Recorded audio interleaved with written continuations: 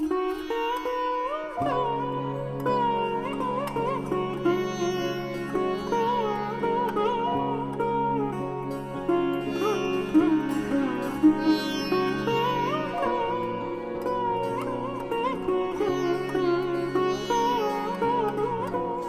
this Indian word that people use a lot in spiritual circles that I think, listen, at one level I'm really excited about it because our culture is now, so open to the teachings of India and, spirituality-based, scientific-based teachings. So that's exciting. But at first it made me laugh because my first trip to India, when I came back, I had really long hair, and I was using lots of Sanskrit words like Om Namah Shivaya, and Namaste, and, Nam Myoho Renge Kwo, which is actually Buddhist, so it doesn't matter, but and I was wearing silk shirts and, things like that, yeah, right? I was having the whole Indian experience, right? Until somebody was like, hello, Tony, you're not John Lennon, give that up.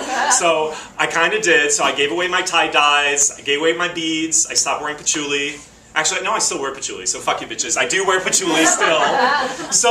But this word has resonance in my life, and I actually talk about it in the book, and I heard somebody talking about it last night. I actually heard Marianne Williamson talking about it, because I got to go hear her lecture. And this word Dharma, and the word Dharma means basically your path, right?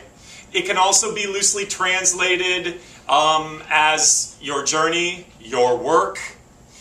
And I find it really interesting because there's a beautiful quote in regards to your path, which is, if you're searching for your path, you're already on it. Whoa. I'll say it again. If you're searching for your path, you're already on it. So what that means to me, as everybody in the room here is an artist, and artists to me especially are seekers, you're searchers. You have a desire to understand the mysteries of being alive. And I also think actually those things are part of what makes you an artist. The investigation of what those things are is what you bring to the work. But your challenge is we live in a culture that doesn't support individual dharma, because you covet and compare what you think is the journey you're supposed to be on. If I am like that reality TV star, if I have that show, if I only had what he had, or wore those jeans, or did that, or had gone to that school, or whatever these things are in our mind that then take us off our own path, because we think there's something flawed or wrong with our own path. You guys, your journey is your journey. You're on the right journey because it's your path. It is. And I want to just talk about it in relation to two things, which I thought of this word that I'm always talking about, which is commitment. But I want to think about your path in terms of recommitment. Recommitment to being on your path. And so two things come out of that. The first thing is this, is if you're on your path and your path is full of potholes and shit and stones and rocks, and you feel like your path is always like this, where other people's path is like that, again, you're on the right path. You are. Your path is not supposed to look like, follow the yellow brick road full of gold-plated stones. If your path feels more like Nightmare on Elm Street, that's the right road. Elm Street is the right road.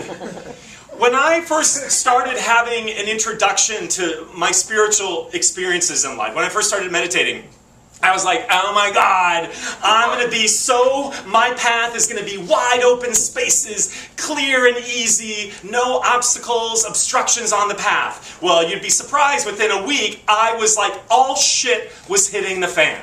And then I realized being on my path, or being on any kind of journey, wasn't about those things not being experienced anymore. It was about how to have new insight when those things are in your path. So that's the first thing. Then the second thing is, I think sometimes this is big, especially nowadays, because the conversations that we're having are all based in this sort of transcendental consciousness that's sort of becoming so prominent on our planet, which is really exciting. But be careful, because you can use quasi-spirituality, woo-woo talk, to get you off your path. You can use it as an out. This is dangerous. Does this sound familiar? If it were easier, it would have happened by now. There's something better in store for me. It's just not the path I'm supposed to be on.